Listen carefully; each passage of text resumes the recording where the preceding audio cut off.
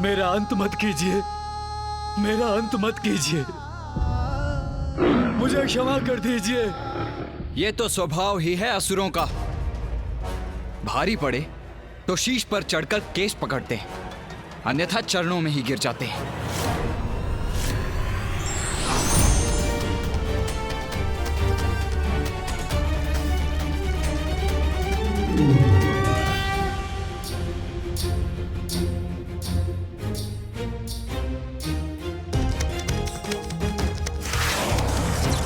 हम देवताओं द्वारा उत्सर्जित शक्ति अब भी कैलाश की ओर बढ़ रही है। उसे किसी प्रकार से नष्ट करना होगा हमें।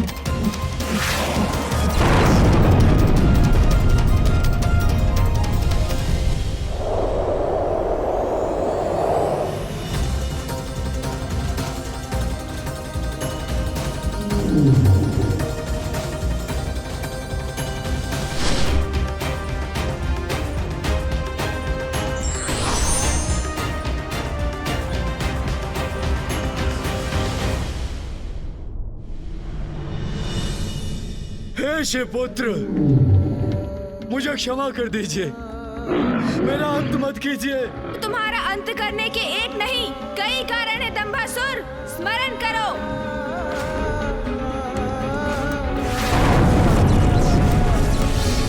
अब से कैलाश का अधिपति मैं हूँ, केवल मैं।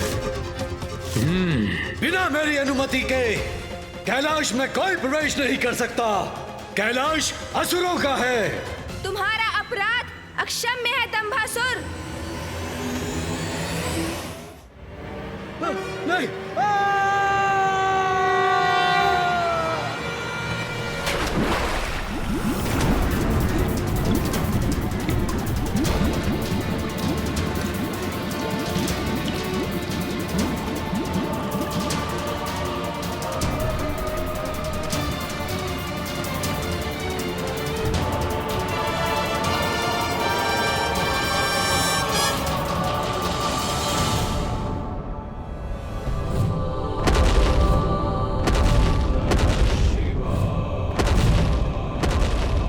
क्या हो रहा है मेरे साथ?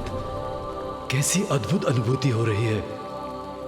ध्याये नित्यं महेशं रजतगिरिनिभं चारुचन्द्रावसन्तं पद्मासीनं समन्तात् स्तुतममरगणैर्व्याघ्रकृतिं वसानं विश्वाद्यं विश्वबीजं निखिलभयहरं पंचवक्त्रं त्रिनेत्रम्।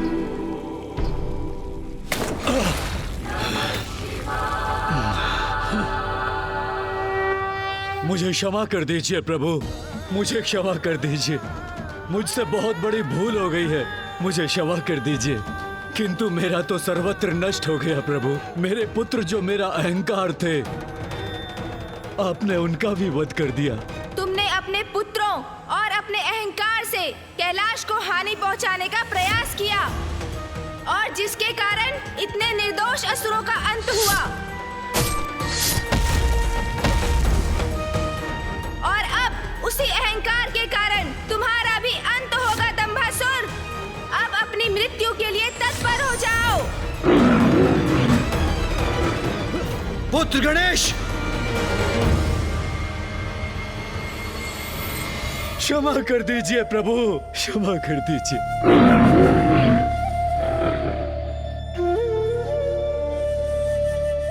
उसे क्षमा कर दो पुत्र गणेश।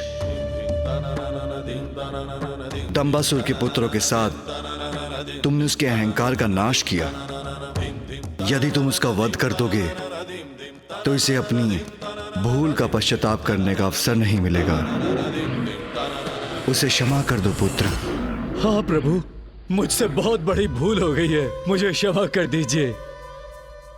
प्रभु, आपने अपने वक्रतुंड रूप के दर्शन देकर मुझे कृतार्थ किया।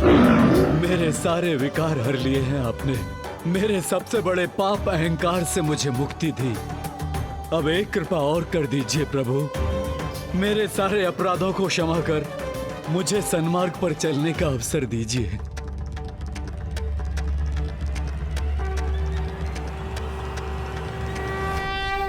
ओम वक्रतुंडाय नमः।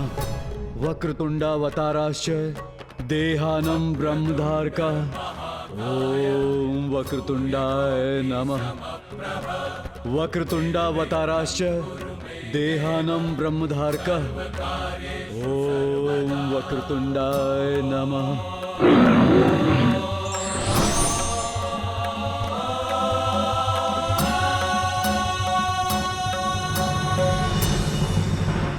मेरा ये वक्रतुंड स्वरूप अहंकार को नष्ट करने के लिए है। आपको कोटि कोटि प्रणाम प्रभु।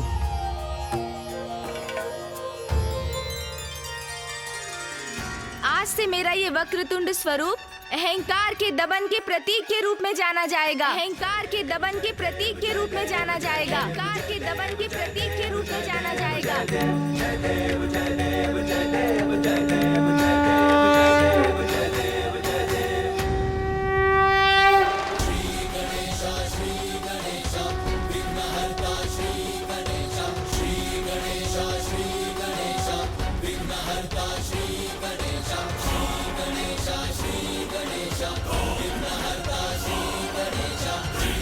वास्तविकता में अहंकार व्यक्ति का सबसे बड़ा शत्रु है, जो अवसर पाते ही प्रबल होकर भिन्न भिन्न रूप लेकर हमें अपने वश में कर लेता है। किसी को धन का अहंकार है तो किसी को सौंदर्य का, विद्या का, वाहन का, शक्ति का, और किसी किसी को तो भक्ति का भी अहंकार हो जाता है। कारण जो भी हो, अहंकार तो सदैव पतन की ओर ही ले जाता है। इसलिए हमें अहंकार को कभी अपने भीतर नहीं आने देना चाहिए। और स्मरण रहे, जो स्वयं को ईश्वर के कार्यों का साधन मात्र समझकर अपने कर्म करता है, उसे अहंकार कभी स्पर्श भी नहीं कर सकता। और अहंकार का ये विष मात्र असुरों को ही नहीं, देवताओं पर भी हावी हो सकता है।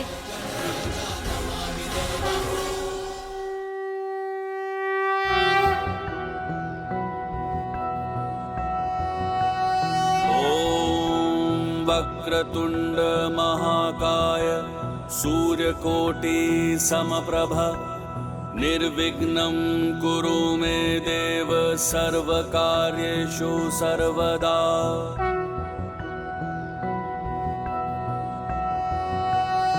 ओम वक्रतुंड महाकाय सूर्यकोटि समप्रभ निर्विघ्नं कुरु मे देव सर्वकार्येषु सर्वदा।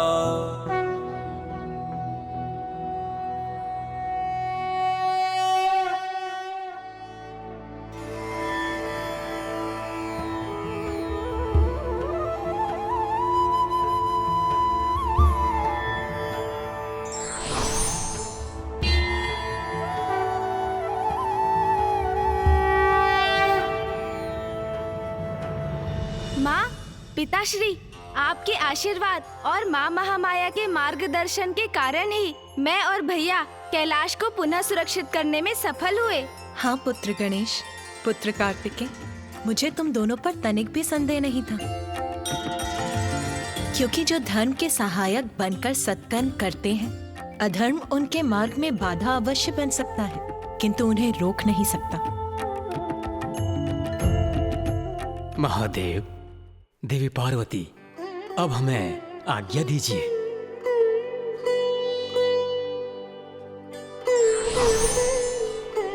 महादेव, अब हम सबको भी आज्ञा दीजिए।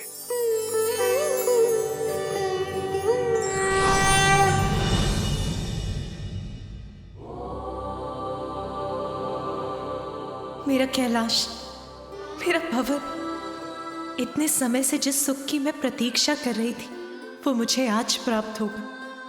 जब मैं यहाँ प्रवेश करूंगी। रुकिए माँ, रुकिए। अब गणेश क्यों रोक रहा है मुझे? माँ, इन असुरों ने जो बाधा उत्पन्न की, कदाचित उसके कारण आप ये भी भूल गईं कि आप पिताश्री से पुनर्विवाह करने के बाद कैलाश लौटी हैं।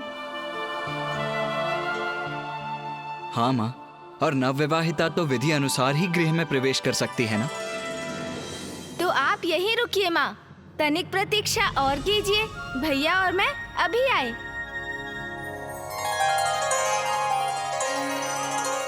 ये क्या हुआ स्वामी? कहाँ चले गए ये दोनों? तुम्हारे पुत्र हैं उमा, दोनों एक साथ गए हैं तो कुछ ना कुछ कोलाहल तो अवश्य होगा। माँ, पिताश्री, आप दोनों का स्वागत है।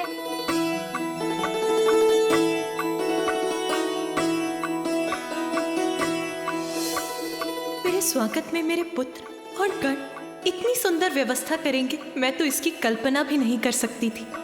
आइए माँ, अब आगे बढ़िए। चलिए पिताश्री।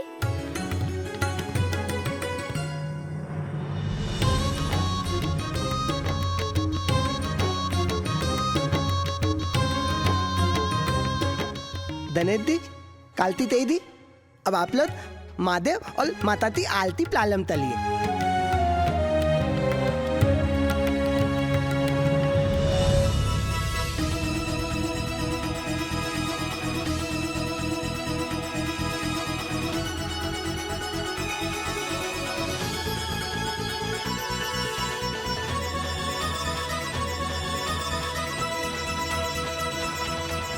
माँ, अब अपना दाहिना पाँव बढ़ाकर इस कलश को एक मंद ठोकर से उलट दीजिए, फिर अपना पाँव भीतर रखिए। अच्छा पुत्र गणेश, तुम तो सभी विधि विधान में बहुत निपुण हो गए हो। इसका श्रेय तो मामी जी और बुआ जी को जाता है माँ। उन्होंने ही मुझे सब कुछ विस्तार से समझाया है। माता,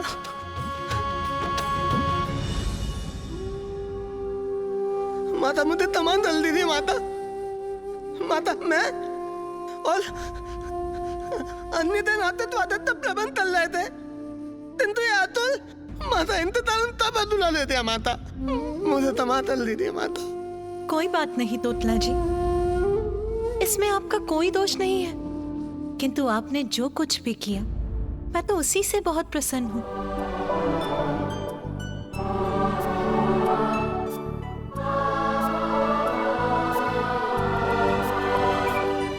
आइए माँ, आइए पिताश्री।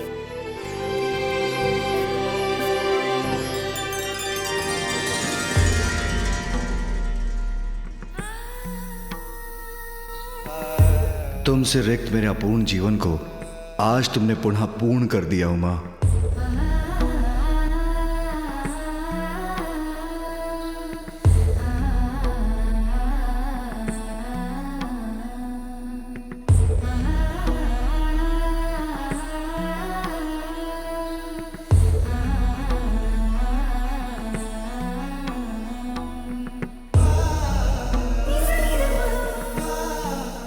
कैलाश लौटकर मुझे इतना आत्मिक सुख मिल रहा है, ऐसा प्रतीत हो रहा है जैसे यहाँ का कण कण मुझे स्नेह से निहार रहा है।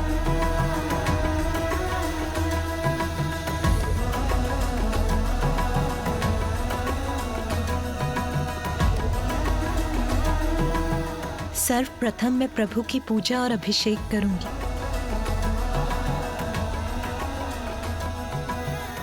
तुमने कैलाश लौटकर मेरे जीवन को पुनः आनंद से परिपूर्ण कर दिया है उमा। नाथ, आनंदित तो मैं हूँ। अब मेरे समस्त कष्ट दूर हुए, पुनः सुखों से भर गया मेरा जीवन।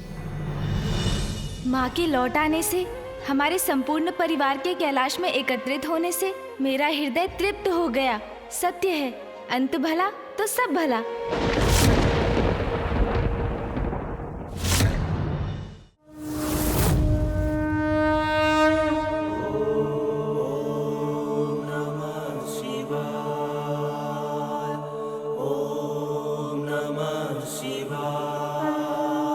प्रभु, मेरी ये पुष्पांजलि स्वीकार कीजिए। माँ तो पूजा में लीन है। नहीं, ये उचित समय नहीं उन्हें मेरे प्रस्थान के बारे में बताने का।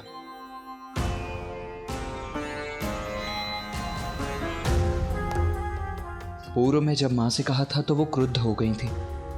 अब कैसे उनके समक्ष अपनी बात रखूं मैं? पुत्र कार्तिकेय, माँ मैं ये कहना चाह रहा था। ये देखो, इसे यहाँ किसने रखा? इसे तो यहाँ होना चाहिए था। अरे अरे माँ, ये आप क्या कर रही हैं? मैं हूँ ना। ओह, माँ का मन तो अभी भी सामान्य नहीं। कैसे कहूँ उनसे, कहीं वो क्रुद्ध ना हो जाएं। लीजिए माँ, उचित है ना? अब उचित तो कुछ भी नहीं है पुत्र। इस कक्ष की अवस्था तो देखो, यहाँ तो सभी कुछ अस्त व्यस्त है। मुझे ज्ञात है पुत्र, मेरी अनुपस्थिति में नंदी और गण सब कुछ व्यवस्थित रखने का प्रयास कर रहे थे, किंतु कोई बात नहीं, अब मैं आ गई हूँ ना, अब मैं सब व्यवस्थित कर दूंगी। हाँ माँ, और इसमें मैं आपकी सहायता करूँगा। और भैया भी, है ना भैया? आप भी माँ का हाथ बटाएंगे ना? हाँ गणेश, किंतु माँ वो शुभ कार्य में विलंब क्यों? मुझे अभी प्रारंभ करना चाहिए।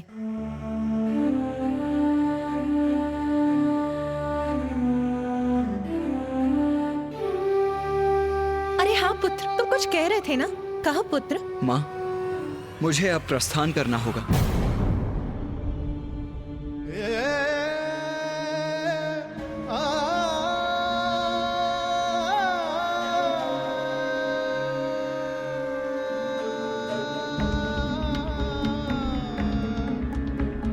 इतनी शीघ्र पुत्र? हाँ माँ, आपके और पिताजी के पुनर्विवाह, आपके कैलाश लौटने में समय तो जैसे गतिमान पक्षी की तरह उड़ गया। अब मुझे अपने स्थान दक्षिण जाना ही होगा माँ। पुत्र मुझे क्या था, तुम्हारे महत्वपूर्ण कर्तव्य और दायित्व है पुत्र, किंतु पुत्र अभी तो मुझे तुम्हारे साथ समय बिताने का अवसर ही प्राप्त नहीं हुआ। बस कुछ और दिवस रुक जाओ पुत्र, कुछ और दिवस। हाँ भैया, मुझे भी आपके साथ क्रीड़ा करने का समय ही कहाँ मिला। कुछ दिवस और रुक जाइए ना। माँ, आपको तो ज्ञात है ना, पिताश्री नियमों का उल्लंघन कदापि स्वीकार नहीं करेंगे, और मुझे भी दक्षिण जाकर अपने कर्तव्य का पालन करना है माँ।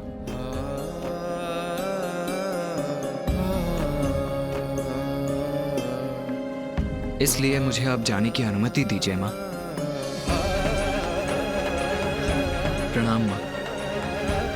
तुम्हारा जाना हमें दुखी अवश्य करेगा पुत्र, किंतु तुम्हारी माँ को तुम पर गर्व है पुत्र।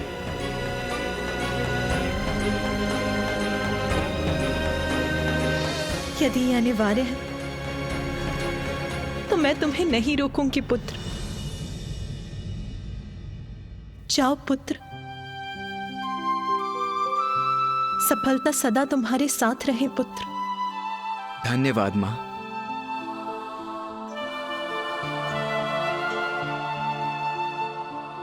भैया भैया, कुछ दिवस रुकिए ना, बहुत आनंद आएगा। अरे गणेश, विदा लेने का समय आ गया है अनुज। भैया रुक जाइए ना भैया, कृपया रुक जाइए भैया।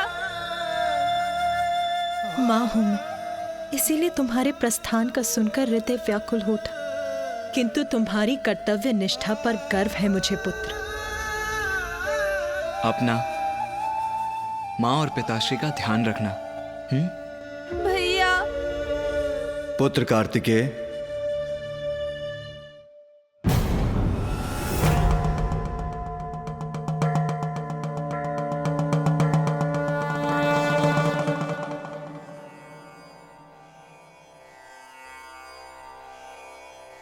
पुत्र कार्तिकेय, मां को सुख पहुंचाना भी तुम्हारा ही कर्तव्य है। वो चाहती हैं तो कुछ और दिवस यहां रुक जाओ।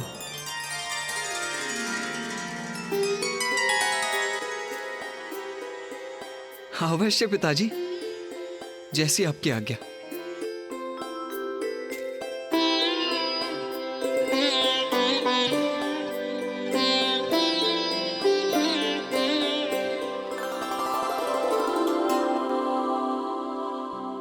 अब मेरा पूर्ण परिवार प्रसन्न है, कोई उलझन शेष नहीं, तो मैं निश्चित होकर ध्यान कर सकता हूं।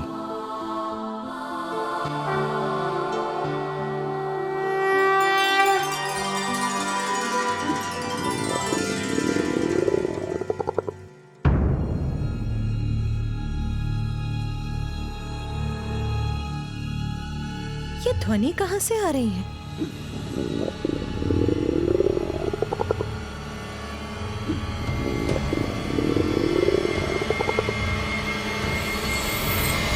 तो गणेश से आ रही है ये ध्वनि।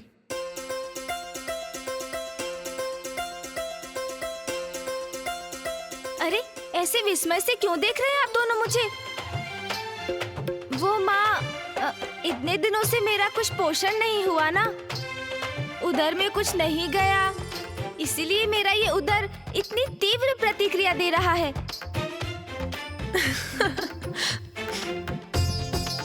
चिंता मत करो पुत्र, अब मैं आ गई हूँ ना, अब मैं तुम्हें तुम्हारे सभी प्रिय व्यंजन अपने हाथों से बनाकर खिलाऊंगी। माँ के हाथ से व्यंजन, उसकी तो कल्पना से ही मेरे मुख में पानी आ गया। उचित है माँ, उचित है,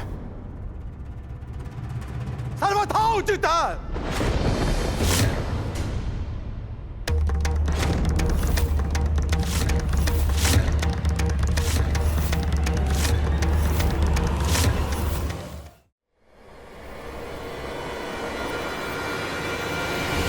मेरा प्रणाम स्वीकार करें।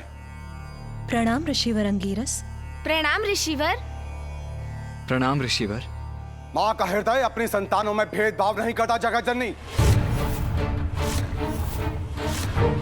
आप अपने पुत्रों को स्वयं अपने हाथों से स्वादिष्ट व्यंजन बनाकर खिलाएं, जबकि आपकी अन्य संतानें भूख प्यास से त्रस्त होकर अपने प्राण गंवाने पर विवश हो रही है। ये कहाँ का न्याय है माते?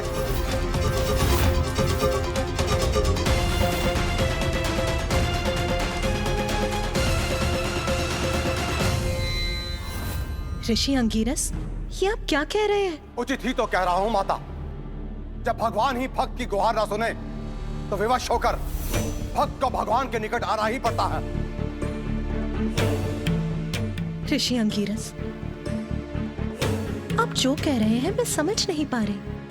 आप बहुत लंबी यात्रा से आए, तनिक विश्राम कर जलपान ग्रहण करिए, फिर आपको जो भी कहना है विस्तार से कहिएगा। माता, मैं अपने कठोर वचनों के लिए क्षमा चाहता हूं। विश्राम का अवकाश नहीं है मेरे पास। जलपान नहीं करूंगा मैं। भोजन का निवाला कैसे अपने मुख में रख सकता हूं माता, जबकि दक्षिण में मेरे बंधु बांधव घोर कष्ट में है। दक्षिण में ऋषिवर? क्या हुआ है वहां?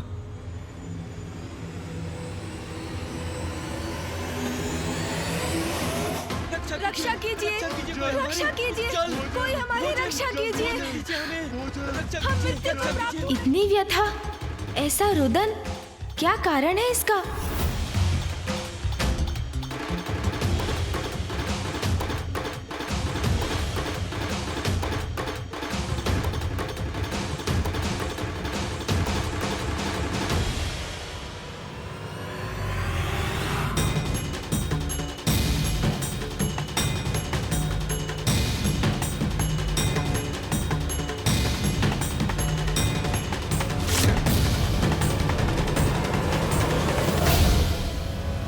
हे महादेव, पानी, पानी, पानी। अपनी संतानों का दुख देखा नहीं जाता, खाने के लिए एक अन्न का दाना भी नहीं है। प्रभु कुछ कीजिए प्रभु, बच्चे भूख से विलख रहे हैं, कुछ कीजिए प्रभु। पानी प्रभु, पानी।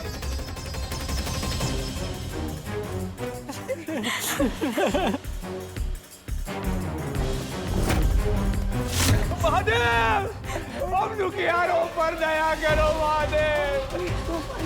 अब तो प्रथम पुत्र गणेश ही सबके विघ्न हरते हैं। हमारी पुकार सुन, हमारे जीवन का विघ्न हरेंगे। प्रभु, हमारे प्रभु।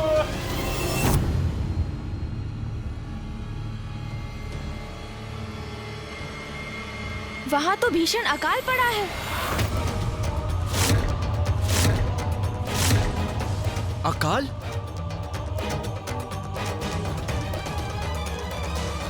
असंख्य निर्दोष जीवन इस भयंकर अकाल की भेंट चढ़ चुके हैं गणेश जी।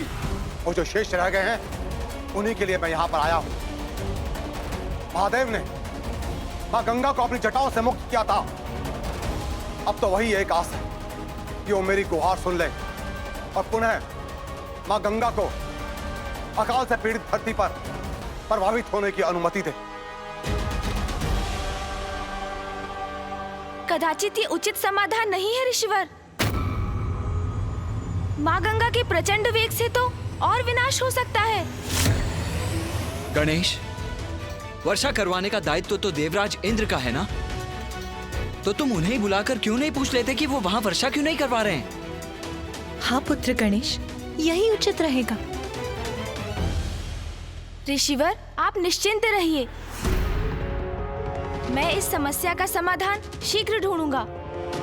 और जो जीवन अकाल से त्रस्त हैं, वो जब तक भोजन नहीं पाते तब तक मैं भी भोजन का एक निवाला भी ग्रहण नहीं करूंगा। ये मेरा प्रण है, ये मेरा प्रण है, ये मेरा प्रण है।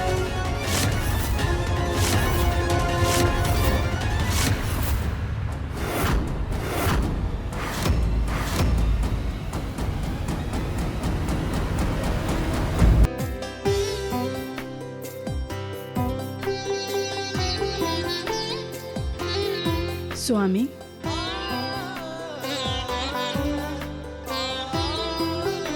देवी शची, नहीं दर्पण के समक्ष रुक जाइए। स्वामी मुझे क्यों रोक रहे हैं?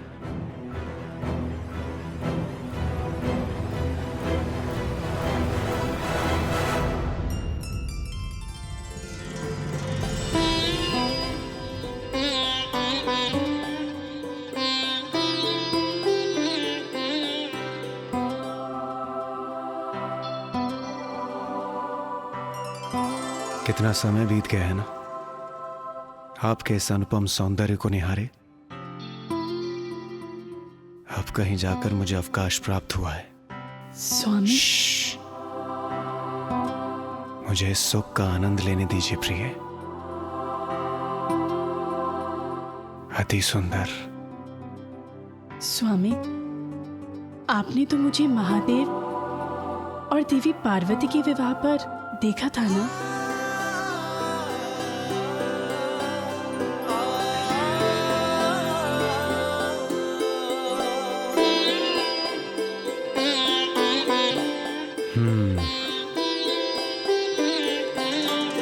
यह तो मेरा सौभाग्य है प्रिय कि महादेव और माता पार्वती के शुभता और सौंदर्यता से परिपूर्ण विवाह के अवसर पर मैं वहां उपस्थित था।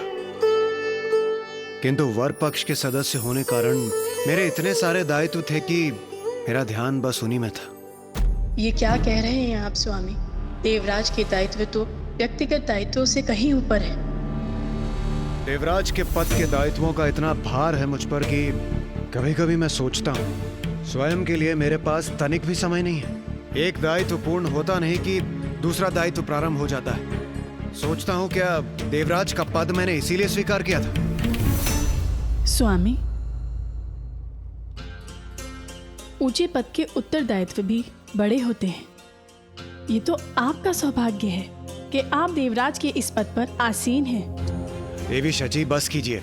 ये पद, कार्यभार, उत्तरदायित्व की बातें छोड़िए, ये सब कुछ। वैसे भी इतने समय बाद तो मुझे समय मिलेगा कुछ विश्राम और मनोविनोद करने का। इसे यूं ही गंवाना उचित नहीं होगा प्रिय।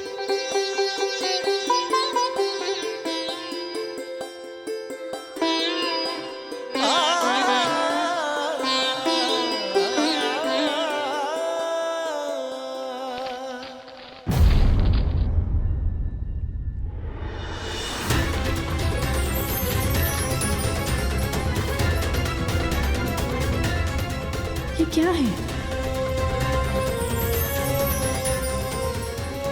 सूखा पत्ता स्वर्ग में? स्वामी,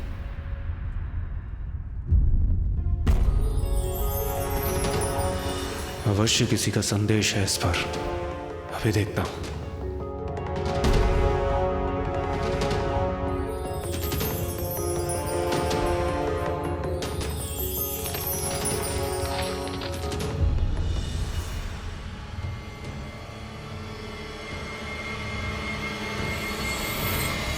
देवराज, आपसे कुछ अत्यंत महत्वपूर्ण विचार विमर्श करना है, इसलिए आप शीघ्र कैलाश आ जाइए।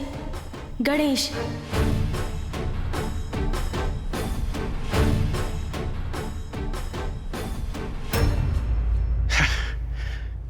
अभी अभी तो आया हूं और अभी चला जाऊं?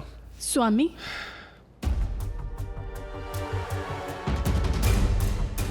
क्या हुआ स्वामी? ये देखिए देवी शची, कार्य कार्य बस कार्य। गणेश जी ने मुझे देवराज को पुनः कैलाश बुलाया। ये संदेश भेजा है उन्होंने कि मुझसे कुछ अत्यंत आवश्यक विचार विमर्श करने हैं। पता नहीं ऐसा भी क्या है। स्वामी, प्रथम पूज्य गणेश जी ने आपको बुलाया है तो आपको अवश्य ही जाना चाहिए। देवी शची, आप ये क्या कह रही हैं? मैं उन्हीं के कार्यों में तो व्यस्त था। महादेव और माता पार्वती के विवाह से अभी अभी तो मैं लौटा हूं। इस प्रकार तो आजीवन मैं उन्हीं के कार्यों में बंधा रहूंगा और स्वयं के लिए, विश्राम के लिए मेरे पास तनिक भी समय नहीं बचेगा। स्वामी, उन्होंने बुलाया है तो अवश्य ही कोई महत्वपूर्ण कार्य होगा। आपको निसंकोच वहां जाना चाहिए। विश्राम तो आप लौटकर भी कर सकते हैं। नहीं देवी शची, इस प्रकार तो एक कार्य का चक्र कभी नहीं थमेगा। मुझे स्वयं ही कुछ सीमाएं निर्धारित करनी होंगी। क्या देवराज होते हुए मुझे इतनी भी स्वतंत्रता नहीं है कि मैं तनिक विश्राम कर सकूं? नहीं, मैं नहीं जाऊंगा। मैं अपने सारथी मातली को ही भेज दूंगा। वही जाकर गणेश जी से पूछ लेंगे कि ऐसा भी क्या आवश्यक कार्य है। स्वामी, ये उचित नहीं कर रहे हैं। कुछ सुख भोगने के अवकाश का तो देवराज को भी अधिकार है।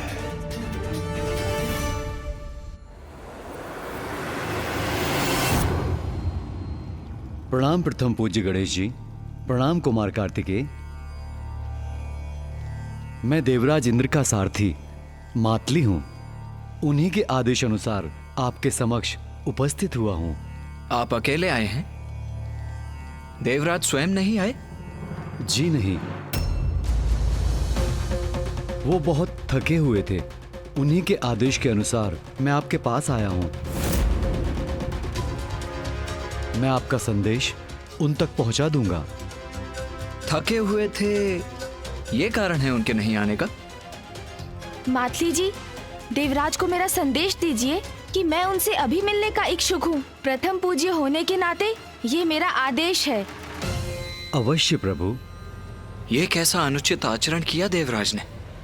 मेरा संदेश पाकर देवराज स्थिति की गंभीरता अवश्य समझेंगे। मुझे विश्वास है वो मेरे संदेश का मान रखेंगे।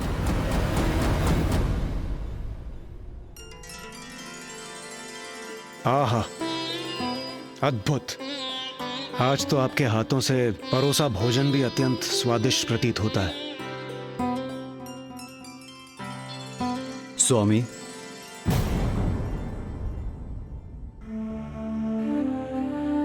क्या हुआ मातली?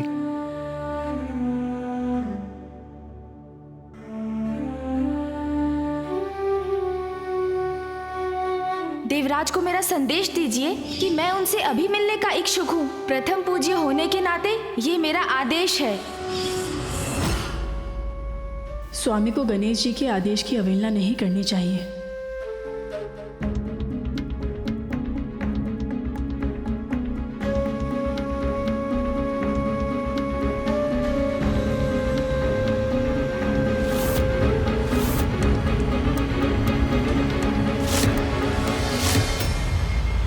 स्वामी,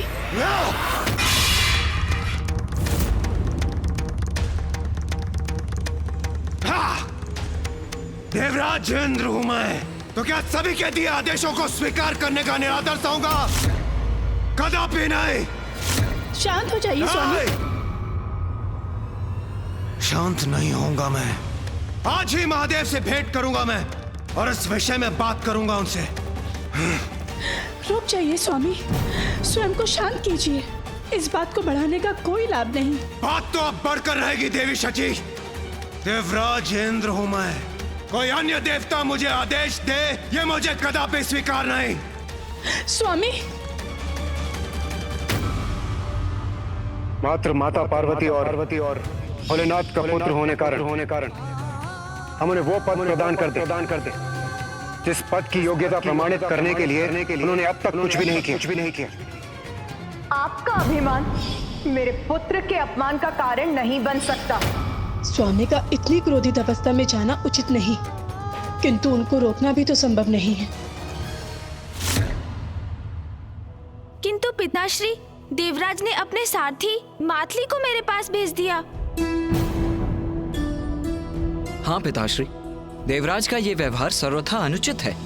ऐसा प्रतीत होता है कि देवराज इंद्र के भीतर अभी भी अहंकार शेष है, जो इस पद पर होने वाले के लिए सर्वथा अनुचित है। जो जितने ऊंचे पद पर आसीन होता है उसे उतनी ही चुनौतियों और परीक्षाओं का सामना करना पड़ता है। अब देवराज इंद्र की भी एक कठिन परीक्षा का समय आ गया है।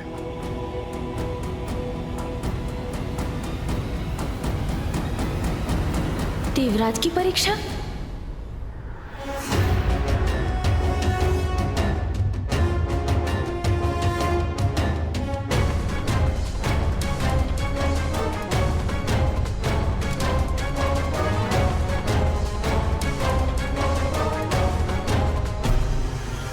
आपका कल्याण हो इंद्रदेव।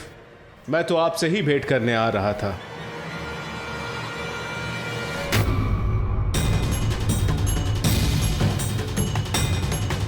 ये क्या, देवराज ने मुझे देखा तक नहीं? देवराज सुनिए। देवराज। देवगुरु बृहस्पति। क्या हुआ देवी सची? देवराज इंद्र इतने आवेश में गए कि उन्होंने मुझे अनदेखा कर दिया, और आप इतने व्याकुल हैं। गणेश जी ने उन्हें अपने यहाँ बुलाया था।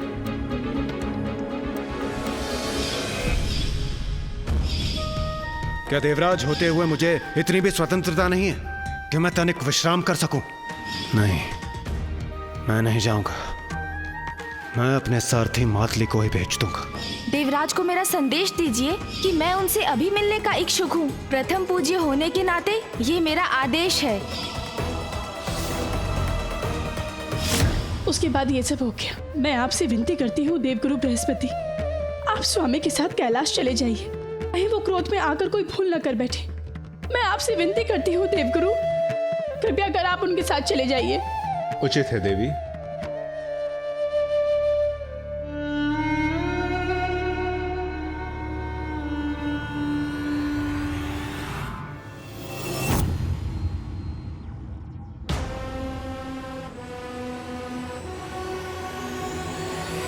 देवराज हूं मैं, तो क्या बस आदेशों को स्वीकार करने का पात्र हूं? कदापि नहीं।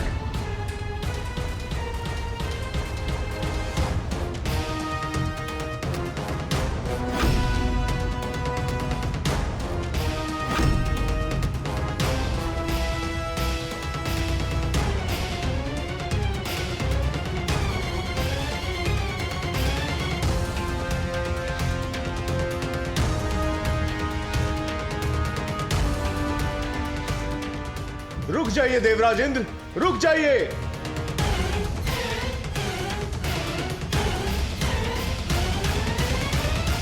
देवराज रुकिए। देवराज रुकिए। स्वयं को शांत कीजिए देवराज। इतना आवेग उचित नहीं है। देवगुरु, मेरे मन में आपके प्रति अत्यंत श्रद्धा है और मैं आपका अपमान नहीं करना चाहता। यदि आप मेरे साथ चलने के लिए उत्सुक हैं तो चलिए, किंतु मुझे रोकने का प्रयास मत कीजिए।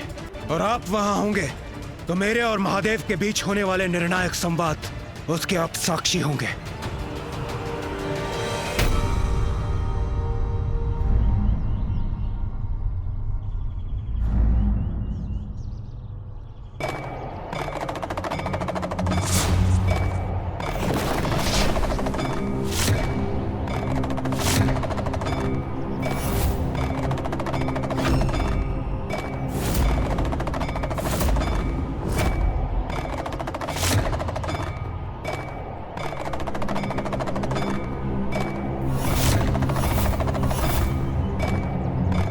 वहां कौन है वो? कैलाश के मार्ग में और कौन होंगे देवगुरु? अघोरी होंगे ना?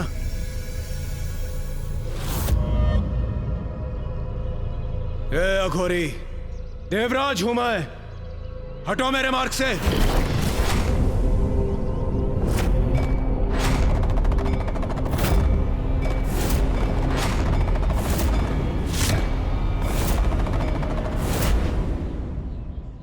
लगता है तुमने सुना नहीं।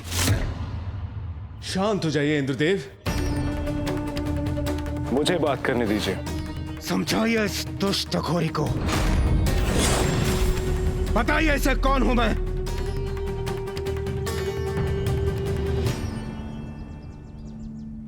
आपसे विनम्र निवेदन है, आप जो भी हैं, हमें अपने मार्ग में आगे जाने दीजिए।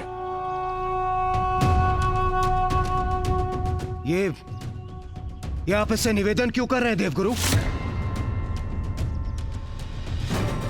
ये मेरे मार्ग में बाधा बनने की उद्दंडता कर रहा है।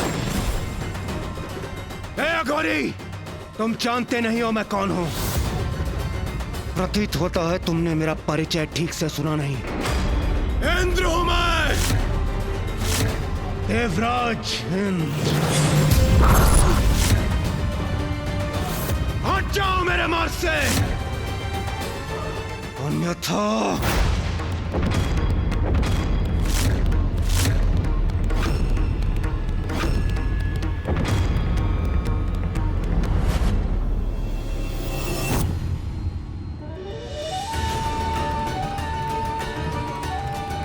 देवराज इंद्र का अहंकार उन पर और हावी हो रहा है।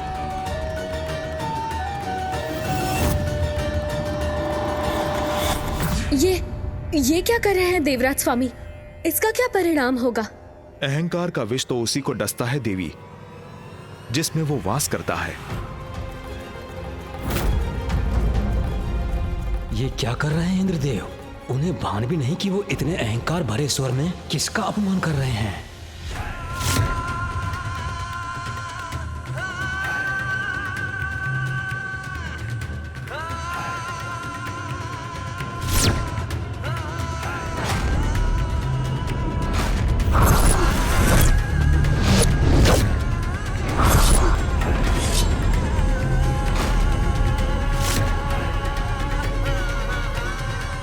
शक्ति नहीं है क्या? हट जाओ मेरे मार्ग से और जाकर कह दो प्रथम पूज्य गणेश जी से, देवराज इंद्र पधारे हैं, देवराज इंद्र पधारे हैं, देवराज इंद्र पधारे हैं, देवराज इंद्र पधारे हैं।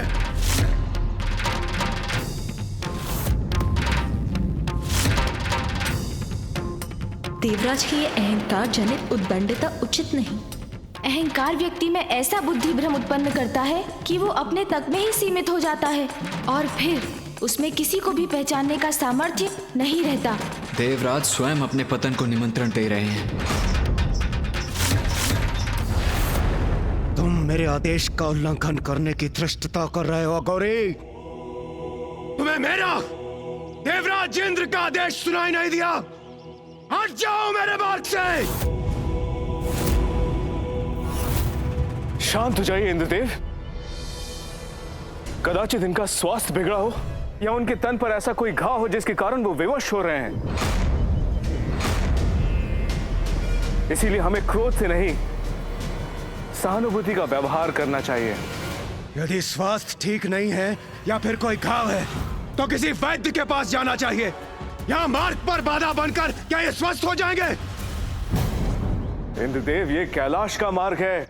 यहाँ महादेव के अनेकों भक्त, अघोरी, भूत, प्रेत, दक्ष, यक्ष, गंधर्व, देवता, पशु पक्षी सभी उनके दर्शन के लिए आते हैं और जब वो चलते चलते थक जाते हैं तो थोड़ा विश्राम कर लेते हैं। महादेव के निवास कैलाश के इस मार्ग पर यदि आपने महादेव के भक्त के साथ दुर्व्यवहार किया तो कहीं महादेव आपसे कुपित ना हो जाए। वाह देवगुरु बृहस्पति, वाह! आपके मुख से भी मुझे यही वचन सुनने को मिले।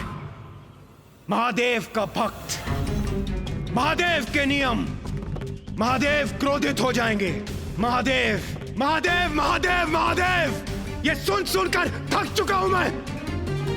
कदाचित आपको ये स्मरण करने की आवश्यकता है, मैं देवराज यहां आने पर विवश क्यों हुआ। महादेव पुत्र के आदेश की मर्यादा रखने के लिए ना, अन्यथा मैं भी इस अघोरी के समान विश्राम कर रहा होता, किंतु यहाँ मार्ग में बाधा बनकर नहीं, अपने भवन में। इंद्रदेव, महादेव का अपमान उचित नहीं। स्मरण तो आपको रखना चाहिए। विपत्ति जब आती है मति मारी जाती है। जब देखो कैलाश का ही कोई कार्य करने पर विवश रहता हूं मैं। पहले महादेव मुझे बुला लेते थे और मुझे आना पड़ता था, और अब उनके पुत्र प्रथम पूज्य बनकर अपने आदेशों का पालन करवा रहे हैं मुझसे। और यहाँ यह अघोरी मेरे मार्ग में पड़ा है। यदि उनके भक्त थकते हैं तो महादेव को अपने भक्तों के लिए विश्राम स्थल बनाना चाहिए। उनके भक्तों की विश्राम की चिंता करना मेरा दायित्व नहीं है। ए अघोरी, तुम जो भी हो, चलो उठो यहां से।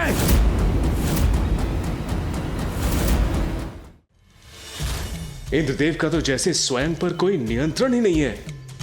ए अघोरी, अंतिम चेतावनी दे रहा हूं मैं तुम्हें, हट जाओ मेरे मार्ग से, अन्यथा।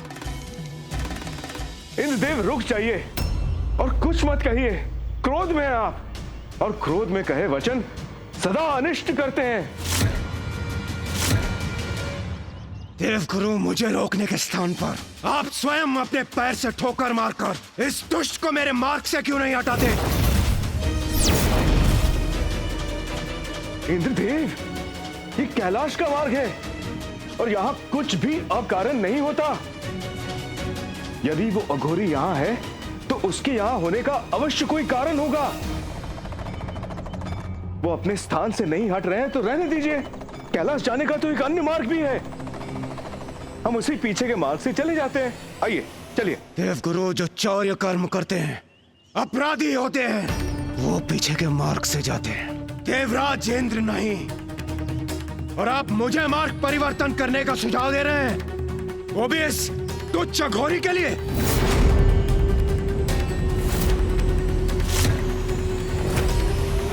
ये आप क्या कह रहे हैं देवराज इंद्र? कैलाश जाने के सभी मार्ग भगवान शिव महादेव तक ही ले जाते हैं। बस बहुत हुआ। अब इतना कठोर स्वर, इतने रूखे वचन, ये क्या हुआ है इंद्रदेव को? देवगुरु, आप भी इस दुष्ट अघोरी की तरह मेरे मार्ग की बाधा बन रहे हैं, इसलिए आप एक और हो जाइए और मुझे स्वयं निपटने दीजिए इस तुच्छ अघोरी से।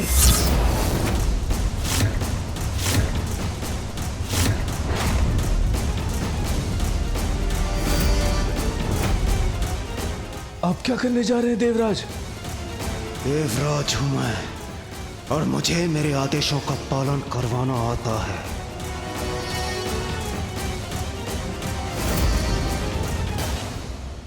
इंद्रदेव देवगुरु बृहस्पति से ऐसे अपमानजनक वचन कैसे बोल सकते हैं? जिसका विवेक उसका साथ छोड़ चुका हो, गुरु का अपमान करने का अनुचित व्यवहार तो वही कर सकता है।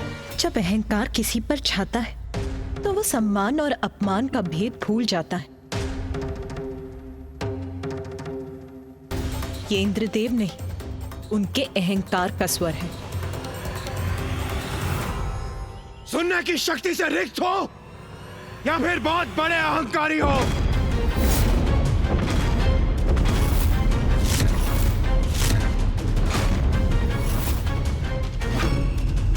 मुझे तो तुम बहुत बड़े मूर्ख प्रतीत होते हो। मेरे पैर की एक ठोकर खाओगे तो सुनने की शक्ति पुनः वापस आ जाएगी। तुम्हारा अहंकार चूर चूर हो जाएगा और बुद्धि भी वापस आ जाएगी।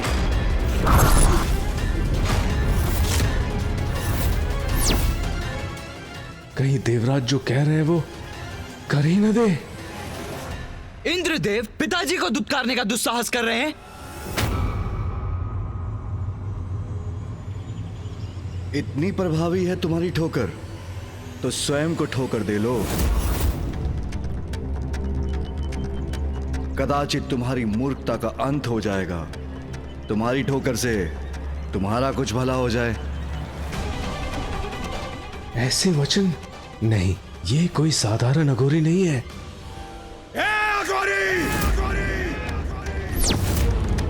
तुम मुझे देवराज इंद्र को उत्तर देने की उद्दंडता कर रहे हो। तुम्हारी इस उद्दंडता का उचित पाठ सिखाऊंगा मैं तुम्हें। ऐसी ठोकर मारूंगा कि कैलाश से निकलकर सीधे शमशान में जाकर गिरोगे।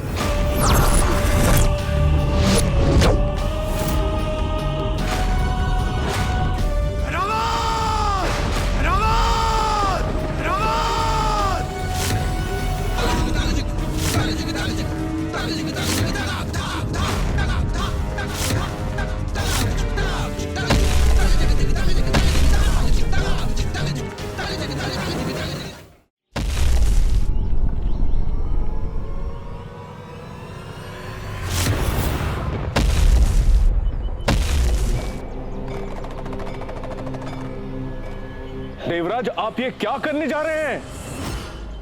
मैं क्या करने वाला हूं वो अभी आपको ज्ञात हो जाएगा देवगुरु। एक बार मेरे ऐरावत को आ जाने दीजिए।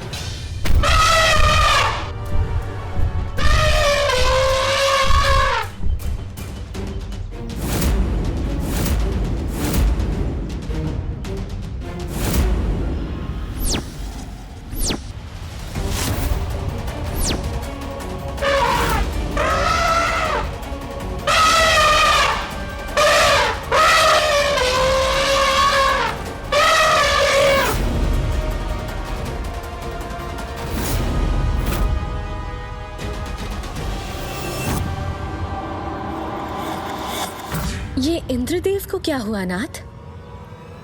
वही जो नहीं होना चाहिए था, अहंकार। इंद्रदेव के अहंकार का अवश्य ही भयंकर परिणाम होगा। ऐरावत, हटाओ इस अघोरी को मेरे मार्ग से, अभी और इसी क्षण।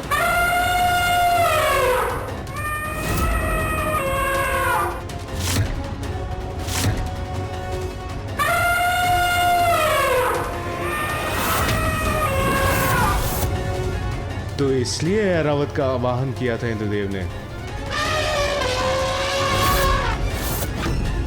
इस परीक्षा में तो असफल होते ही प्रतीत हो रहे हैं इंद्रदेव।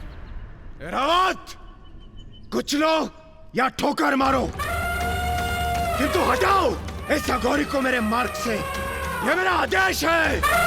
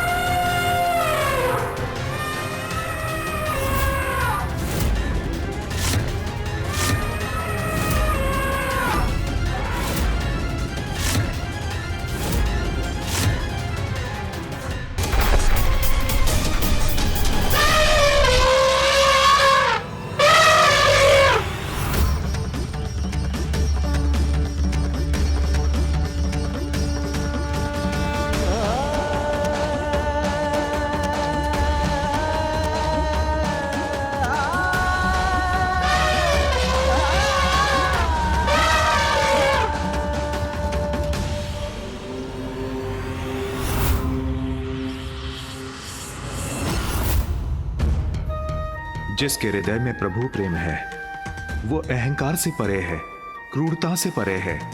ऐरावत ऐसे ही भक्त हैं। धन्य है ऐरावत। प्रभु भक्ति से ही ऐरावत ने इतना बड़ा अनर्थ होने से रोक दिया। सेवक होते हुए भी ऐरावत जी ने इंद्रदेव को बहुत बड़े दोष से बचा लिया। सब कुशल है, यथावत है। धन्यवाद प्रभु का, जो उन्होंने इस घोर अनिष्ट को रोक दिया। किंतु इंद्रदेव को भी शांत होना चाहिए।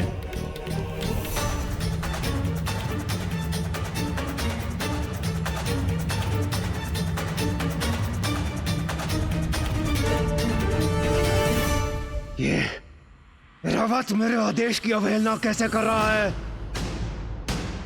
रावत, तुमने अपने स्वामी के आदेश की अवहेलना कैसे की? इसका उचित दंड दूंगा मैं तुम्हें।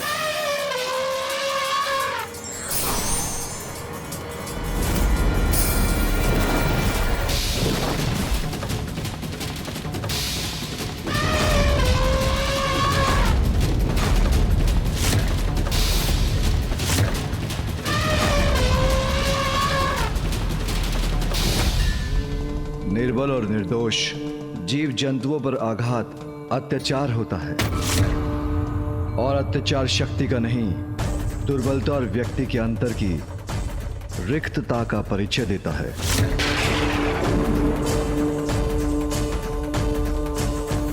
कहो, क्या विचार है तुम्हारा?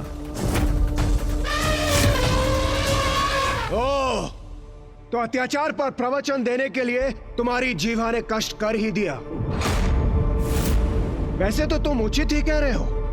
दंड ऐरावत को नहीं, तुम्हें मिलना चाहिए। तुम्हें मिलना चाहिए। तुम्हें मिलना चाहिए।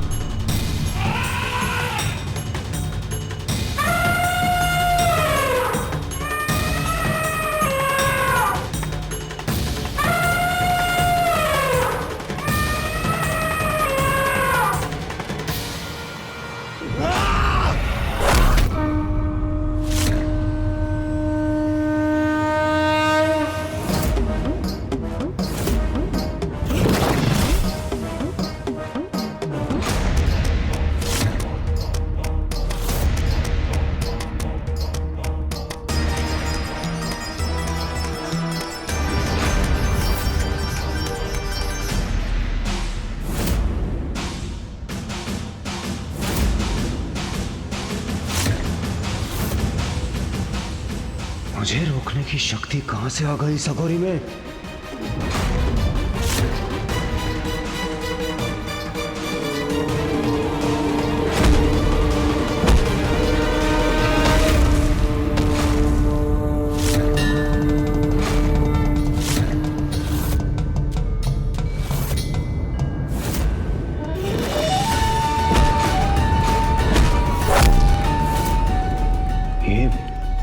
ये क्या हुआ? मेरा दंड कैसे पकड़ लिया इसने?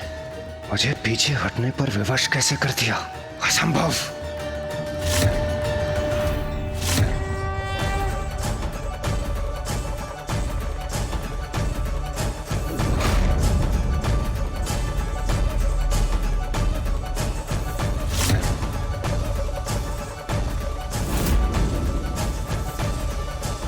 तुम अभी भी नहीं समझ पाए देवराज, जो सच्चे मन से प्रभु भक्ति करते हैं उनका कभी कोई अनिष्ट नहीं हो सकता।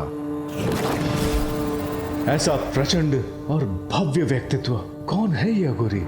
अहंकार वो विकार है जिसके वश में आने पर व्यक्ति जो भी करता है अनुचित ही करता है और अकारण अन्य सभी जीवों को कष्ट पहुंचाता है।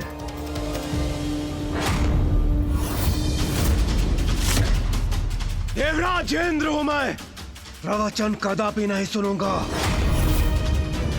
और तुम जैसे अघोरियों का भाषण तो कदापि नहीं, कदापि नहीं, तो कदापि नहीं।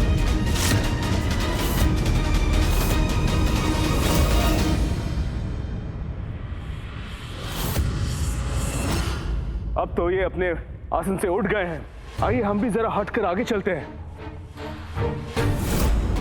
ए अघोरी, हटो एक और। कैसा हटे इंद्रदेव? हम उनसे हटकर जा सकते हैं। आइए आइए चलिए। नहीं देवगुरु, एक अघोरी के लिए देवराज अपना मार्ग परिवर्तन कर ले, ये उचित नहीं है। देवराज जब अपने मार्ग पर अग्रसर होता है तो अन्य को अपने मार्ग से हटना पड़ता है। देवराज इंद्र को नहीं। सेवा के लिए होता है देवराज का पद। तुम्हारे मार्ग से सभी का हटना तुम्हारा सम्मान नहीं, अपितु अहंकार मात्र भय है, और अहंकार से भला कोई किसी का सम्मान कहां पा सकता। बस! बहुत हुआ तुम्हारा प्रवचन, अब हट जाओ मेरे मार्ग से।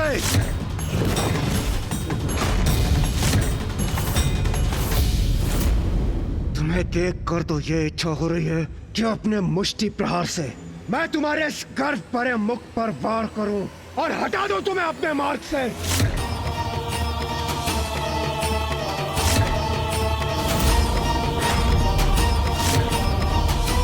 किंतु तुम्हें स्पर्श कर मैं स्वयं को मैला नहीं करना चाहता। तुम्हारे स्वामी महादेव से मिलने जा रहा हूं मैं। उनसे भेंट कर उन्हें अवश्य बताऊंगा कि भूतों के समान विचरण करने वाले तुम जैसे अघोरियों की यहां प्रवेश करने की अनुमति नहीं होनी चाहिए।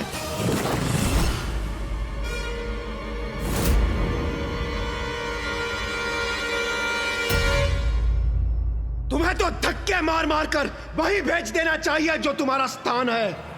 शमशान, शमशान, शमशान।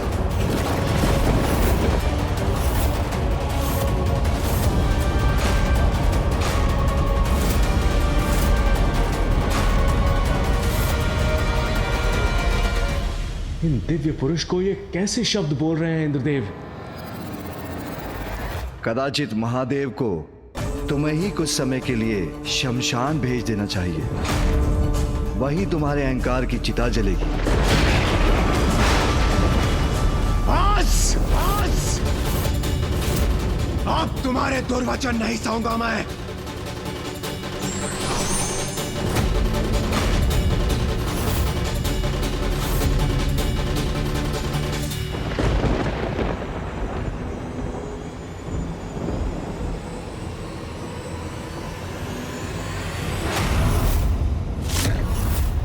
रुक जाइए इंद्रदेव, रुक जाइए। अब मुझे कोई नहीं रोक सकता, नहीं रोक सकता कोई। दुष्ट अघोरी, तुम्हें अपने मार्ग से हटने के पर्याप्त अवसर दिए मैंने, किंतु अब और नहीं। ये वृष्टि का देवता देवराज इंद्र तुम्हें अतिवृष्टि का बवंडर दिखाएगा।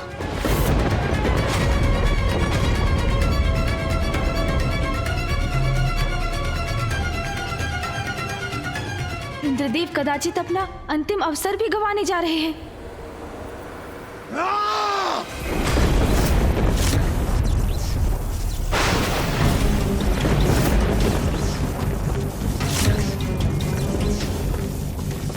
अब इंद्रदेव को अपना वास्तविक परिचय देना ही होगा मुझे।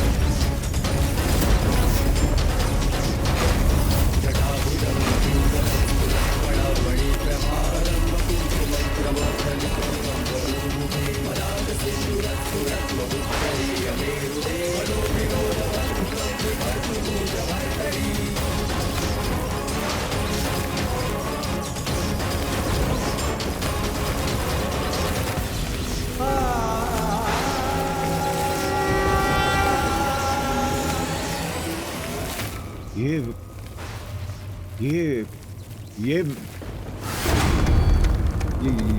तो देवराज होकर इतना अहंकार कि जो आपके मार्ग में आए वो स्वयं शीश झुकाकर हट जाए।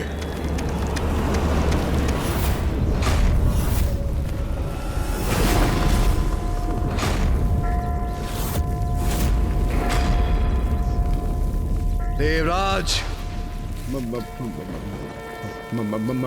महादेव, देवता होने से अहंकार का अधिकार प्राप्त नहीं होता, अपितु देवताओं का मूल कर्तव्य है दूसरों के प्रति सहानुभूति और सभी जीवों के प्रति सेवा। तुमने ऐरावत को मुझे कुचलने का आदेश दिया। तुम उसके स्वामी हो, इसलिए वो तुम्हारा आदेश मानने पर विवश हो गया, किंतु उसने मुझे पहचान लिया और भक्ति भाव के कारण उसके नेत्र अश्रु से भर आए, किंतु तुम्हारे नेत्र, उन पर तो अहंकार का आवरण था। भविष्य में यदि कोई असहाय और असमर्थ व्यक्ति तुम्हारे पथ में आएगा तो क्या उसे भी कुचल दोगे या उस पर वज्र चलाने के लिए तैयार हो जाओगे? क्या निरीह प्राणी पर चलाने के लिए तुम्हें वज्र प्रदान किया गया है देवराज?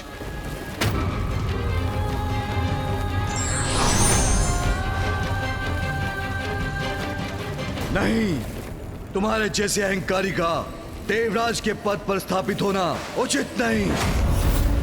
संसार को तुम्हारे जैसे देवराज की आवश्यकता नहीं। तुम्हें मिटना होगा, तुम्हें मिटना ही होगा देवराज, तुम्हें मिटना ही होगा देवराज।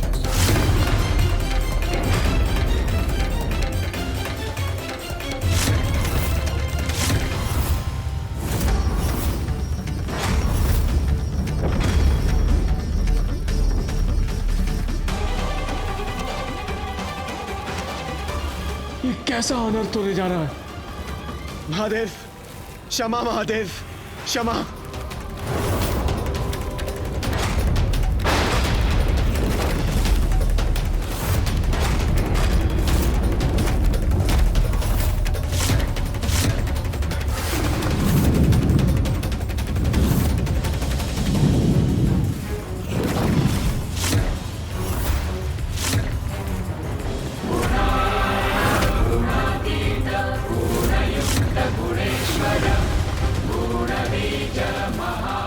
प्रभु का तीसरा नेत्र खुलने वाला है, अर्थात अब इंद्रदेव सुरक्षित नहीं।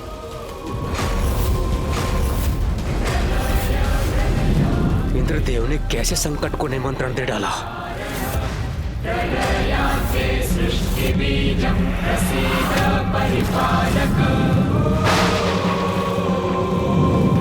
शिवभूत शिव प्राण प्रसीद परमाश्रय। महादेव की क्रोधाग्नि से अपना बचाव कैसे करूं मैं?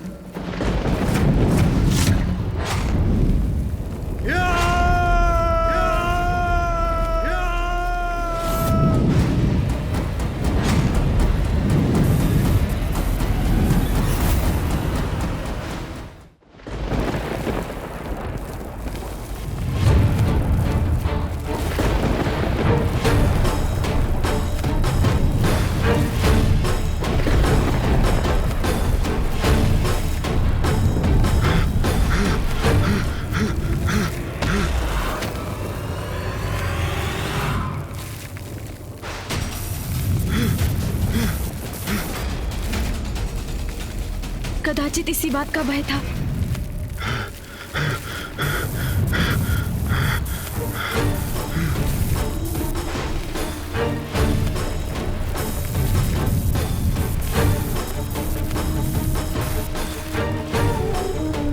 समीप आ रही है महादेव की क्रोधाग्नि, मुझे और तीव्र गति से भागना चाहिए।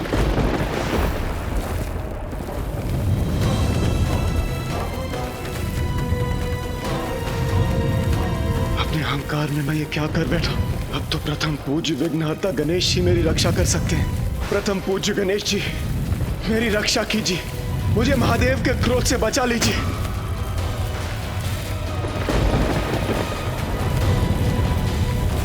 मेरी रक्षा कीजिए प्रथम पूज्य गणेश जी।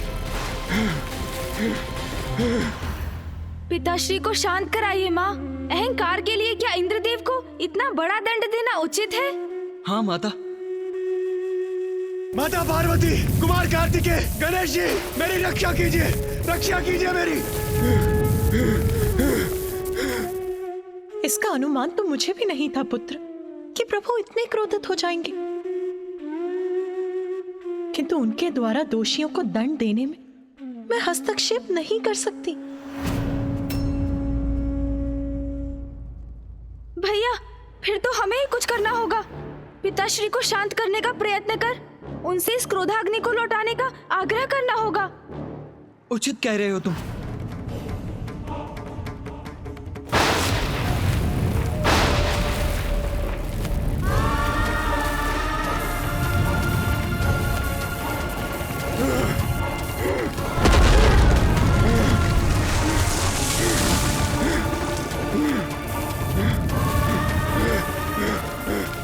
महादेव की क्रोधाग्नि तो मेरी ओर बढ़ी आ रही है। मैं तनिक भी विश्राम नहीं कर सकता।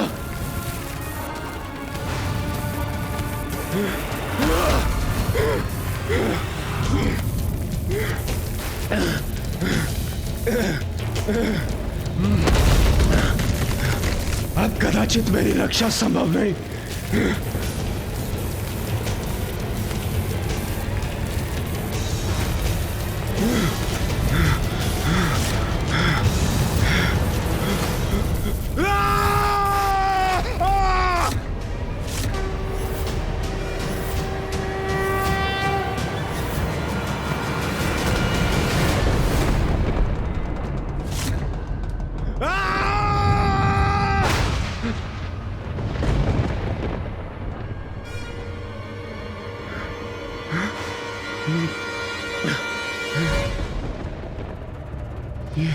ये क्या मेरे प्राण पखेरु उड़ रहे हैं? क्या मेरा अंत हो चुका है? अभी तक तो नहीं इंद्रदेव। मेरा अंत नहीं हुआ? यदि मेरा अंत नहीं हुआ तो क्या हुआ है मेरे साथ? और महादेव की क्रोधाग्नि, उससे मेरी रक्षा किसने की?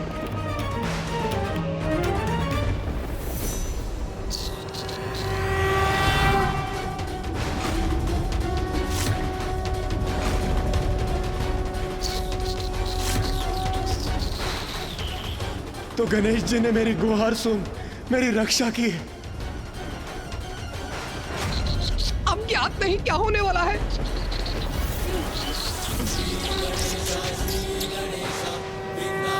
गणेश जी, मेरे प्राणों की रक्षा करने के लिए कोटि कोटि धन्यवाद। मैं क्षमा प्रार्थी हूँ प्रभु। इंद्रदेव, अभी धन्यवाद का समय नहीं आया, क्योंकि अभी तक आप सुरक्षित नहीं हैं। ये आप क्या कह रहे हैं गणेश जी? ये आप क्या कह रहे हैं?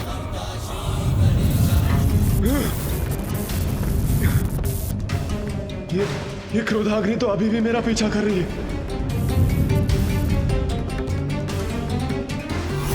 गणेश जी, वो देखिए महादेव की क्रोधाग्नि। कृपया कुछ कीजिए गणेश जी, मेरी रक्षा कीजिए, कृपया कुछ कीजिए। अब ज्ञात नहीं क्या होने वाला है।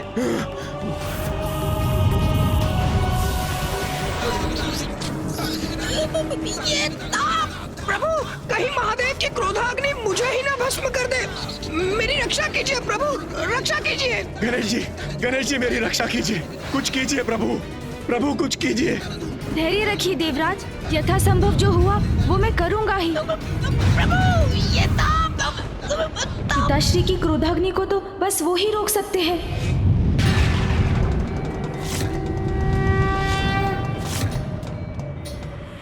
पिताश्री,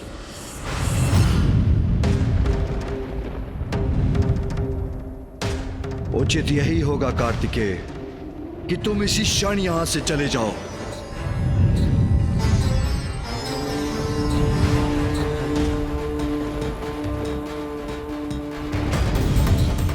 पिताजी का ये भीषण क्रोध तो अनर्थकारी हो सकता है।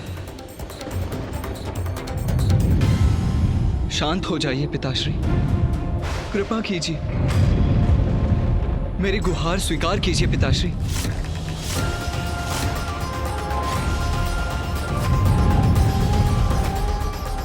पिताजी, इंद्रदेव ने जो किया बहुत अनुचित किया, किंतु क्या उनके अहंकार का इतना बड़ा दंड देंगे उन्हें?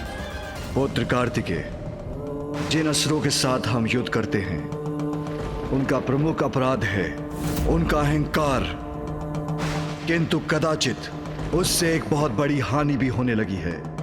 देवताओं में अहंकार भरने लगा है, और यदि ऐसा है तो उन्हें भी दंड तो अवश्य मिलना चाहिए। और यह घटना देवताओं के लिए भी एक उदाहरण बनेगी। पिताजी, इंद्रदेव को क्षमा कर दीजिए। ये बहुत बड़ा दंड है, और कहीं इसके कारण गणेश को क्षति ना पहुंच जाए।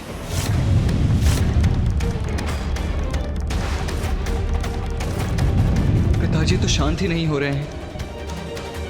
अन्याय नहीं न्याय करूंगा मैं। उनके अहंकार का जो दंड असुरों को प्राप्त होता है वही दंड देवराज को भी दूंगा मैं।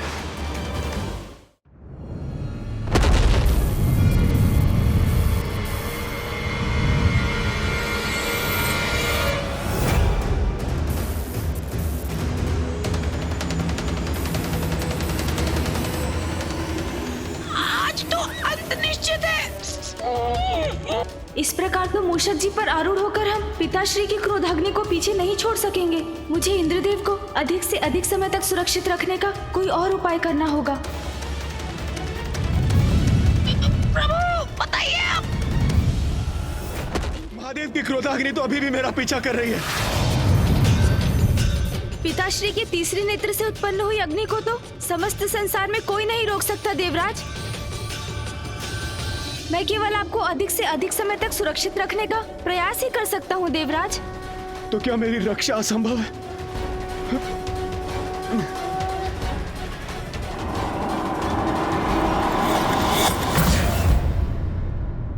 महादेव, देवराज का आचरण उचित नहीं था, किंतु उनकी ओर से मैं क्षमा याचना करता हूँ। कृपा कीजिए प्रभु, शांत हो जाइए। पिताश्री, यदि आप शांत नहीं हुए तो घोर अनिष्ट हो जाएगा।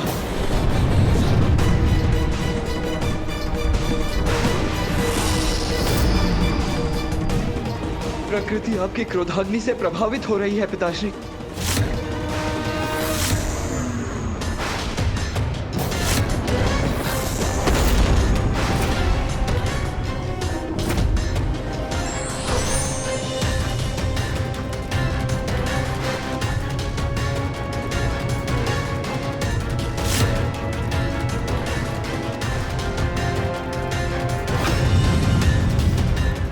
महादेव, मैं विश्वास दिलाता हूं, देवराज इंद्र उचित पाठ सीख चुके हैं। कृपा कीजिए, आप भी शांत हो जाइए। महादेव, देवराज इंद्र को भस्म करने से कुछ प्राप्त नहीं होगा, अपितु यदि वर्षा के देवता को नष्ट किया गया तो प्रकृति पर और बुरा प्रभाव पड़ेगा।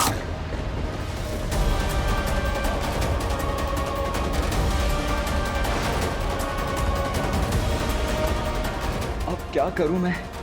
पिताजी इतने क्रोध में हैं कि वो किसी का सुझाव नहीं मान रहे। कौन है जो उनके इस क्रोध को शांत कर सकता है? माँ, अब आपको ही हस्तक्षेप करना होगा। आपको ही शांत कराना होगा पिताश्री को। पुत्र, मैं कदाचित तुम्हारे पिताश्री के कार्य में हस्तक्षेप करने में असमर्थ हूँ। इसमें केवल देवराज की सुरक्षा निहित नहीं है माँ। गणेश और मूषक जी भी इंद्रदेव को सुरक्षित रखने का प्रयास कर रहे हैं, अर्थात वो भी संकट में है माँ।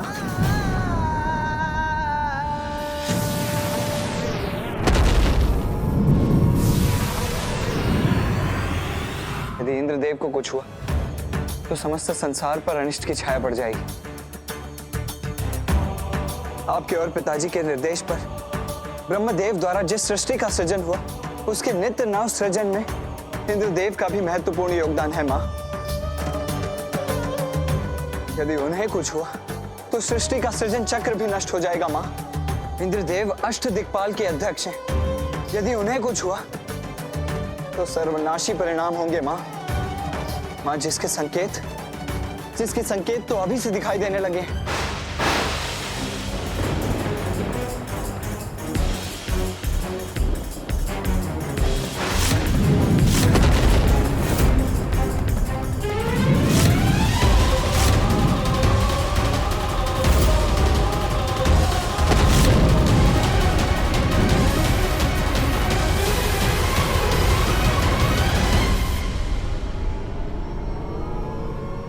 विनती करता हूँ माँ, पिताजी को मना लीजिए। उन्हें शांत करने के लिए आपको ही कुछ करना होगा माँ।